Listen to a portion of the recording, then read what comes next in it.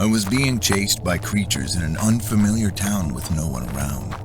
I screamed for help, but when they heard my voice, even more monsters came barreling out at me. Each of the monsters had a terrible appearance, but one in particular, a monster with a huge bat-like head and a snake's tongue, rushed and bit my leg with its huge icicle-like teeth. I screamed in terrible pain and hit its head like crazy. Then it screamed and pushed me.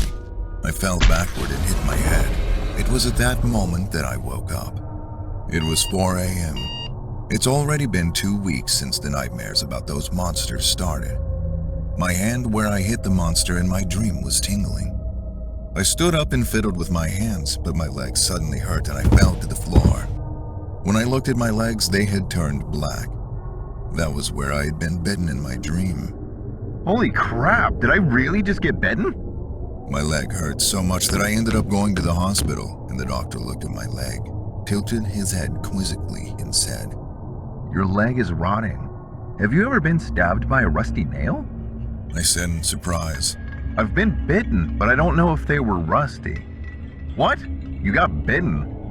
I immediately realized it was a dream and covered my mouth. It was so vivid. Actually nothing happened."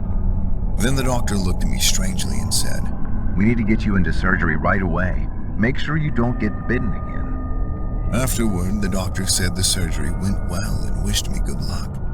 As I left the hospital, I looked at the darkening sky. I hope those ugly guys don't show up again tonight. I took a hammer out of the storage room and slept with it next to my bed. Then I was dreaming again. I was standing in a deserted village and there was a hammer next to me. After a while, the monsters came running, and I picked up the hammer and hit them hard. It felt like I had been fighting with them for 10 hours straight.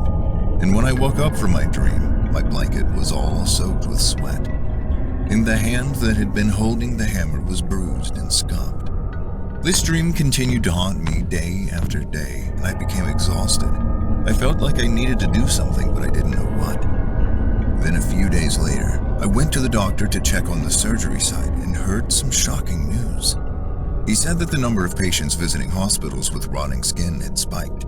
He said it was really strange and kept shaking his head. I met some of the other patients, and at first, they just stared out the window blankly without saying anything.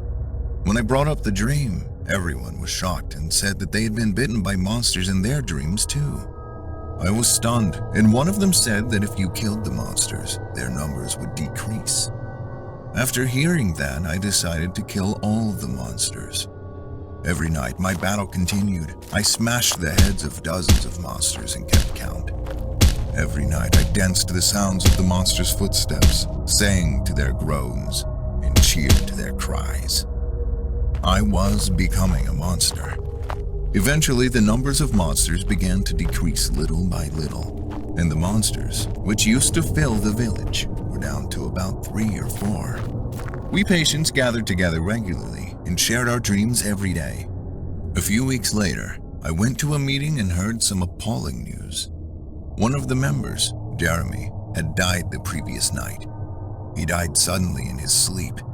But the strange part was that his head had been burned black and there were no signs of anyone else in the house. Everyone was taken aback. That night, I saw a huge monster in my dream. He was enormous, perhaps 10 feet tall, had only one arm and hot smoke poured from his hand. He reached out his massive hand and tried to grab my head, and the intense heat made it impossible for me to breathe. I dodged out of the way and hit his arm with my hammer, but his arm was as strong as a telephone pole. He kept trying to grab my head, but I kept dodging and striking out at his arm with the hammer until his arm broke with a loud bang. Smoke filled my face. At that moment, I woke up coughing. Fortunately, I'd broken the monster's arm, but he wasn't dead yet. I knew he would come for me again. A few days later, the same monster was running towards me with its mouth gaping and spouting hot smoke, and I hit the monster's head with my hammer as hard as I could. Its head finally cracked, and hot liquid spewed out from inside. As the liquid splashed onto my forearm, I felt a searing pain. Then it fell to the ground and its eyeballs rolled out of its head. The eyeballs were like black beads, and I picked one up. At that moment, I woke up from my dream and felt something in my hand. In surprise, I looked at my hand and saw that it was holding a black bead. I stared at it blankly, and then, suddenly, smoke just started jetting out. I dropped it because it was hot, and it bubbled and burned and disappeared. From that day on, I never had those nightmares again. What exactly were those dreams? Was it all just a delusion, or did it really happen?